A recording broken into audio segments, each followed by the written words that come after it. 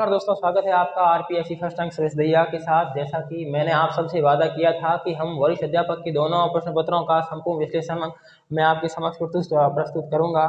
कई दोस्तों के मैसेज भी आ रहे थे, मैं प्रत्यक्षतः सबको बता नहीं पा रहा था और एक मेरा मन मानना था कि मैं आपसे प्रत्यक्ष जुड़कर वो सारी चीज़ें दिखाऊं कि मैंने कैसे पढ़ी है और आपको कैसे पढ़नी चाहिए। तो एक छोटी छोटी चीज़ को भी हम विशेष ध्यान देकर देखेंगे। ऐसा नहीं है कि किसी भी चीज़ को छोड़ दे।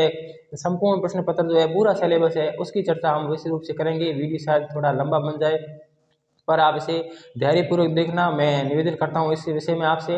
तो दोस्तों, वरिष्ठ अध्यापक का जो प्रथम प्रश्न पत्र है उसका आज संपूर्ण विश्लेषण इस वीडियो में हम देखेंगे।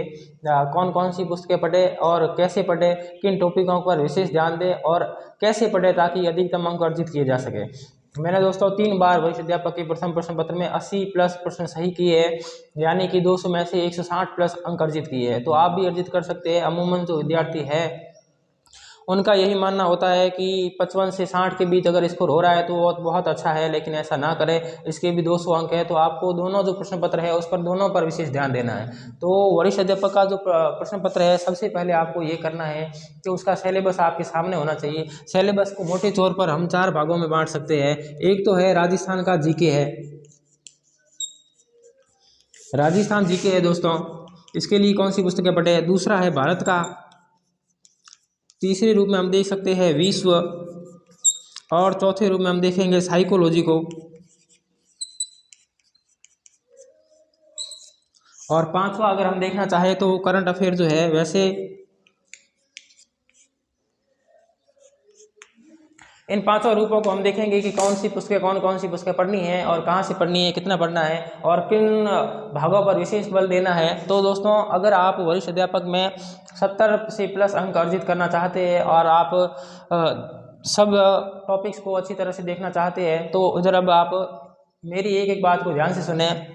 तो दोस्तों, सबसे जो पहली बात है वो राजस्थान जीके है, वो इसमें महत्वपूर्ण भूमिका निभाता है। 50 अंक है, 40 अंक आप इसके कर दीजिए, और भारत और विश्व को मिलाकर 30 अंक के, यानी कि 30 प्रश्न इससे आते हैं। 40 प्रश्न है 80 अंक के, साइकोलॉजी के 20 प्रश्न आते हैं और करंट अफेयर के 10 प्रश्न आते हैं।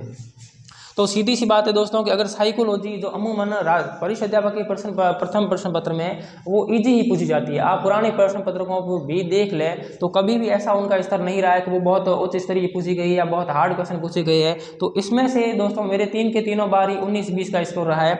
तो साइकोलॉजी की जो पुस्तक है वो उस पर आपको विशेष ध्यान देना है कि साइकोलॉजी में कम से कम आपके 17-18 और 19-20 की संख्या तक प्रश्न सही होने ही चाहिए।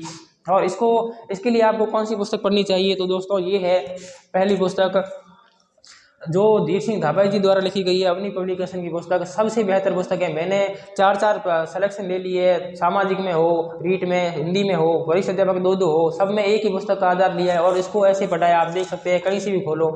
ये ऐसे नहीं कि एक बार आप पढ़ लो, एक बार पढ़ने से कोई भी पुस्तक कभी याद नहीं होने वाली है। आपको कम से कम उसे 3 से 4 बार देखना ही पड़ेगा। आप कोई भी प्रश्न देख लीजिए, ऐसा नहीं कि ये खाली ही होगा। तो एक उसमें किताब को आप आधार बनाएं और इसे बार बार पढ़ें। अमूमन इस पुस्तक के विषय में लोगों की राय है कि ये बहुत हार्ड है, इसकी लैंग्वेज बहुत कठिन है। तो ऐसा कुछ नहीं है दोस्तों, कठिन तब तक ही है जब तक आप उसे पढ़ेंगे नहीं। एक बार आप कोई भी पुस्तक पढ़ रहे हैं तो कभी याद नहीं होंगे। मैंने जब पहली बार ये पुस्तक पढ़ी थी, जैसी आपकी अवधारणा है वैसी मेरी ही थी। मुझे भी लग रहा था कि यार किताब बहुत हार्ड है और मुझसे हो नहीं पाएगी। पहली बार मैंने इसे पढ़ा था तो ऐसा मान लो कि 500 में से 5% ही शायद समझ आई हो। पर मैंने इसे दूसरी बार पढ़ा, तीसरी बार, कम से कम मैंने इसे 5-6 बार पढ़ा कम से कम, तब जाके मेरे जो थे 19 से 19 और 20-20 क्वेश्चन सही हो रहे थे। तो आप इस पुस्तक को साइकोलॉजी के लिए, चाहे आप रीड की तैयारी कर रहे हैं, फर्स्ट ग्रेड के लिए करते रहे, राजस्थान में अभी इस पुस्तक का दूसरा विकल्प मेरे सामने मुझे नजर नहीं आ रहा है। मैंने बाकी वाली पुस्तकें भी देखी है और खरीदी भी थी, लेकिन मुझे अंत में ये पुस्तक बहुत अच्छी लगी। तो साइकोलॉजी के लिए मैं आपको यही पुस्तक रिकमेंड करूंगा। और जो राजस्थान जीके है उसको आपको कहाँ से करना है। अमूमन जब अभ्यर्थी किसी भर्ती परीक्षा की तैयारी करने आते हैं तो सबसे पहले जो उनके माइंड में थॉट रहता है वो यही रहता है कि यार कहीं ना कहीं से नोट्स मिल जाए, टॉपर के नोट्स मिल जाए या किसी दूसरे दोस्त के नोट्स मिल जाए।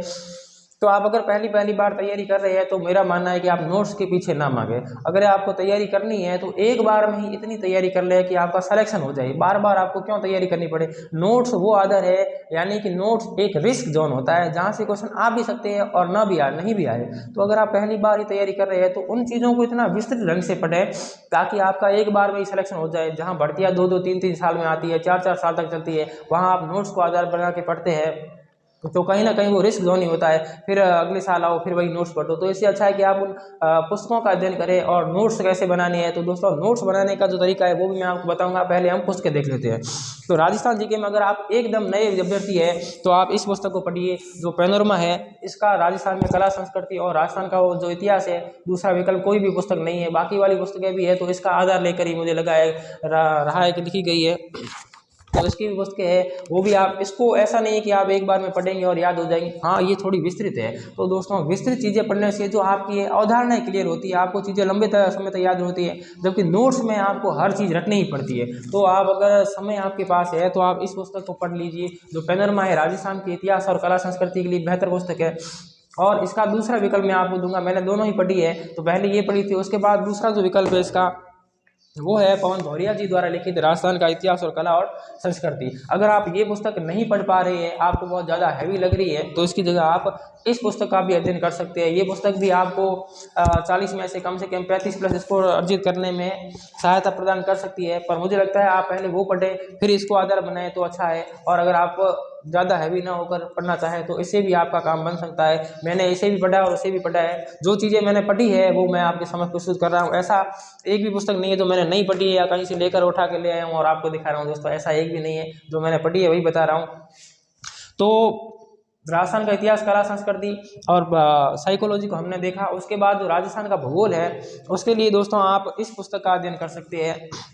ये पुस्तक जो है दीनदयाल पब्लिकेशन की पुस्तक है। राजस्थान भूगोल में अभी सबसे बहुत अच्छी पुस्तक है। लगभग हर प्रश्न को ये आपको इस पुस्तक से आपको परीक्षा में दिखाई देगा। तो आप राजस्थान के भूगोल में दीनदयाल पब्लिकेशन की इस पुस्तक का अध्ययन करें। और उसके बाद जो राजस्थान में रहेगा वो राजस्थान की पॉलिटी रहती है। इस पर मैंने कवर लगाया हुआ है, पर आप इसका मुख्य प्रश्न देख सकते हैं। ये वेदांत पब्लिकेशन से निकलती है और राहुल चौधरी सर द्वारा लिखी गई है। आप इस पुस्तक का अध्ययन कीजिए और आप इसमें वो चीज़ें दे रखी है जो आपके टॉपिक है सिलेबस में, आप उसको लगा दें और उसी को पढ़ें। तो ये सारी पुस्तकें परचेज करने से, खरीदने से आपको कहीं ना कहीं ये भी फायदा होगा कि आपको बार बार उन पुस्तकों को खरीदना नहीं पड़ेगा। हम अमूमन गाइड लेकर आते हैं, फर्स्ट ग्रेड के अलग से गाइड, सेकंड ग्रेड की अलग से, थर्ड ग्रेड की अलग से। पर अगर हम ये आधार बुक पुस्तक लेकर आए जो एक विशेष विषय को लेकर लिखी गई है तो कहीं ना कहीं आप अधिकतम बार बार आपको पुस्तकें खरीदनी भी नहीं पड़ेगी। तो राजस्थान का भूगोल, कला, संस्कृति और इतिहास, पॉलिटी के बारे में हमने देखा। और इसके बाद हम देखते हैं इनमें से दोस्तों आपके 40 क्वेश्चन हो गए और 40 प्लस 20। तो दोस्तों विशेष बल अगर आप इस पर भी ध्यान दें तो आप 60 अंक यानी कि 60 क्वेश्चन यानी कि 120 अंक का जो आपका पेपर था, मैटर था, वो हमने अब देख लिया है। तो अगर ये जो पेपर है अभी मैंने सबसे पहले बताया है, ये आप पुराने पेपर उठाकर भी देखिए। सबसे जो इजी पोर्शन पूछा जाता है वो राजस्थान का जीके और साइकोलॉजी ही है। साइकोलॉजी में आप 18-20 आराम से कर सकते हैं, कोई दिक्कत नहीं है। उसके बाद जो राजस्थान का जीके, अगर आप इन पुस्तकों का अध्ययन करते हैं तो आप 40 में से 35 तक तो स्कोर आप 100% 100% मेरी गारंटी है कि आप अर्जित करेंगे ही करेंगे। उसके बाद जो बची है राजस्थान का करंट अफेयर। दोस्तों करंट अफेयर को लेकर हमारे मन में एक भ्रांति रहती है कि हम इसका अध्ययन कहाँ से करें। और अधिकतर तो कुछ बच्चे तो ऐसे होते हैं जो यूट्यूब पर 1-1 घंटे की क्लास लेते हैं और 1-1 साल तक लेते हैं, फिर इतने बड़े नोट्स बना लेते हैं। फिर उनका रिवाइज करो। आप 10 क्वेश्चन के लिए 100 घंटे, 200 घंटे दे रहे, तो आप मेरे नज़र में शायद आप बेवकूफ़ है। करंट अफेयर आपको कब पढ़ना चाहिए? जब कोई भर्ती है, जैसे वरिष्ठ अध्यापक की भर्ती है, तो उसमें मुझे लगता है कि लास्ट के जो 3 मंथ है, अंत में जो 3 मंथ बचते हैं, अंत में जो 3 महीने हैं, उन महीनों में आप अलग से 2-2 घंटे करंट अफेयर के लिए एडजस्ट करें। जैसे शाम को पढ़ ले या सुबह पढ़ ले। पहले आप साइकोलॉजी को सुबह पढ़ें और जब इस साइकोलॉजी पर आपकी अच्छी पकड़ हो जाए तो जब हम आपको लगे कि एग्जाम होने वाला है तो उससे 3 या 4 महीने पहले ही करंट अफेयर को आप पढ़ें। करंट अफेयर को कहाँ से पढ़ना है? तो करंट अफेयर पर आप एक तो 10-15 दिन पहले जो नाथ पब्लिकेशन की वार्षिकांक आता है उसे पढ़ लीजिए और उससे अतिरिक्त आप क्रोनोलॉजी को ले आइए और लास्ट में आप उसे पढ़ना स्टार्ट कर दीजिए। उसके अतिरिक्त अगर आप वो ना पढ़े तो टेलीग्राम पर भी एक चैनल है, उनके PDF आते हैं जो मैं आपको अपने टेलीग्राम चैनल पर भी अवेलेबल करवा दूंगा। वो महीने महीने आते हैं। उन जो PDF में है ना 50 से 60 पेज होते हैं, जो आपको 1 साल का करंट अफेयर होता है। आप उससे पढ़ेंगे तो भी आपका जो है वीडियो जो करंट अफेयर के है 10 में से 7-8 क्वेश्चन क्लियर हो जाएंगे। और आप हर रोज 1-1 घंटा क्लास लेकर आप 1 वर्ष पर्यंत पढ़ते हैं करंट अफेयर को, तो भी आप 7-8 क्वेश्चन ही कर पाएंगे। वो आपका हेडिक भी रहेगा। तो दोस्तों करंट अफेयर के लिए आपने 1-1 घंटा पढ़ना छोड़ दें और लास्ट में जो है वो 3 महीने में 1-1, 2-2 घंटा पढ़े और आपको यही फायदेमंद होगा। क्योंकि करंट अफेयर का मतलब ये है कि ताज़ा पढ़ी हुई चीज़ें ही आपको याद होगी और 1-1 वर्ष तक आप पढ़ेंगे तो उसका उतना फायदा नहीं हो पाएगा। तो 40 और 50 और 70 अंक की ये तीनों चीज़ें हो गई और 70 अंक पर आप कम से कम 60 क्वेश्चन सही कर सकते हैं 70 में से। ये क्योंकि ये प्रश्न इतने हार्ड नहीं आते, इजी आते हैं। उसके बाद ऐसा नहीं कि अब आप इन दोनों को छोड़ दें। तो भारत का विश्व और भूगोल है, भूगोल के लिए इन दोनों में जो भूगोल है, भूगोल के लिए आप दृष्टि पब्लिकेशन की नेट JR की किताब जो मेरे पास अभी अवेलेबल नहीं है, कोई दोस्त मित्र आया था तो वो मांग के लेके चला गया। तो आप भूगोल के लिए भारत और विश्व के लिए बुक आती है, भारत और विश्व का भूगोल दृष्टि पब्लिकेशन की, जिसके ऊपर लिखा हुआ क्विक रिवीजन, वो बुक ले आइए। जो भूगोल तो है दोनों आप इनमें से करना है, लगभग हर क्वेश्चन जो है यहाँ से क्लियर हो जाता है आपका। और इसके बाद जो राजस्थान की पॉलिटी है, इंडियन पॉलिटी है और वर्ल्ड पॉलिटी है, उनके लिए आपको ये पैनोरमा गाइड है। पैनोरमा गाइड में से आपको कौन कौन से जो है टॉपिक पढ़ने चाहिए वो मैंने लगा रखे हैं, क्योंकि मैंने इससे ही पढ़े थे।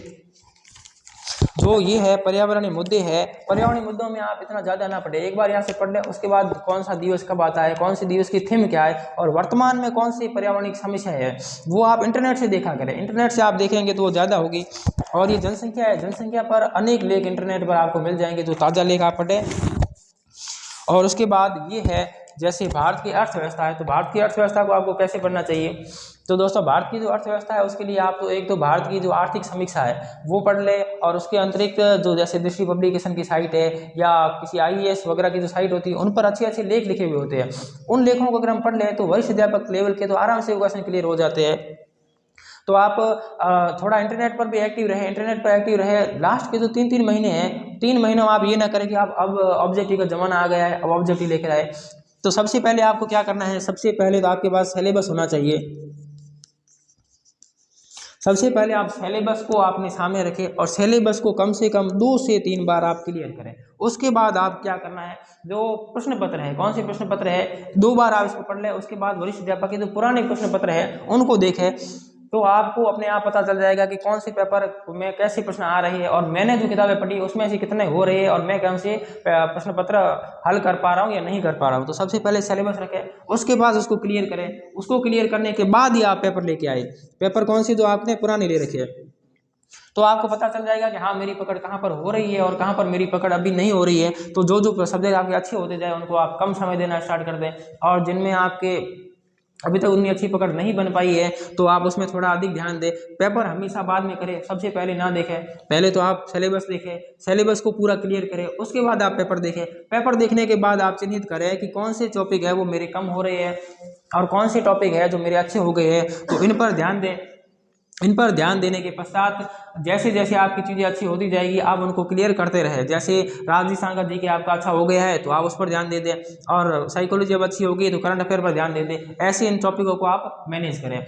और दोस्तों टेस्ट सीरीज का क्या है, तो टेस्ट सीरीज आप अगर ज्वाइन करना चाहते हैं तो वो आप कम से कम 2-3 बार सिलेबस लेने के बाद ही करें। और वैसे टेस्ट सीरीज के क्या उपयोग होने चाहिए, कैसे उसका यूज लेना चाहिए, इस पर मैं आपको अलग से वीडियो दूंगा। तो वरिष्ठ अध्यापक का जो प्रथम प्रश्न पत्र था वो किताबें आपके सामने मैंने प्रस्तुत की, कैसे पढ़नी है वो भी मैंने आपको बताया। और अगर इसमें से भी अगर कोई जिज्ञासा या कोई प्रश्न रह गया है कैसे कुछ करना है, वो आप कमेंट बॉक्स में मेरे साथ रख सकते हैं। और ये वीडियो आपको कैसा लगा, क्या मुझे आगे वीडियो बनाने चाहिए, ये ऐसा है कि दोस्तों कम साधनों में एक बड़े प्रयास का मैं प्रयास कर रहा हूँ। मेरे पास उतना साधन वगैरह नहीं है, फिर भी मैं कोशिश कर रहा हूँ कि जो चीज़ें मैं अवेलेबल करवा सकता हूँ वो आपको अवेलेबल करवाऊँ। बहुत बहुत धन्यवाद, बने रहिएगा, सब्सक्राइब जरूर करें मेरे चैनल को। Thank you.